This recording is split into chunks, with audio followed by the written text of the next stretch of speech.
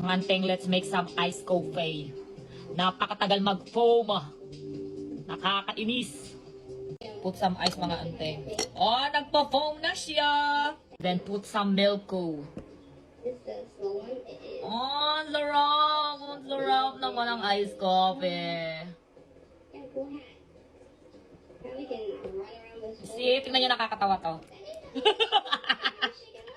Kagaya ng Nescafe Golden na ubos mo ng Nescafe Gold. Actually, Nescafe Golden yan, intense, and then sugar, brown sugar mga anteng. Tapos ipa-foamy nyo siya. Tapos lagyan nyo na ng, ipa-foam nyo yung coffee and yung sugar, brown sugar mga anteng. Mas masarap pag ano, yung mga ganong sugar, dark sugar. Yung pinakamaitim, yung negro na sugar yon. Tapos lagyan nyo ng ano, maraming ice. Tapos milk, cowhead ang aking milk. Tapos, oh! Aesthetic! Aesthetic! Nescafe Gold, atake ka dyan. Mga anteng taste test na. Masarap, syempre, kasi tira-tira lang to. Yung tira-tirang kape na nakadikit dyan sa pinakailalim, yun, nilagyan ko na lang ng mainit na tubig, tapos nilagyan ko ng sugar. Brown sugar, dark sugar, yan ang masarap na ilagay sa ganito.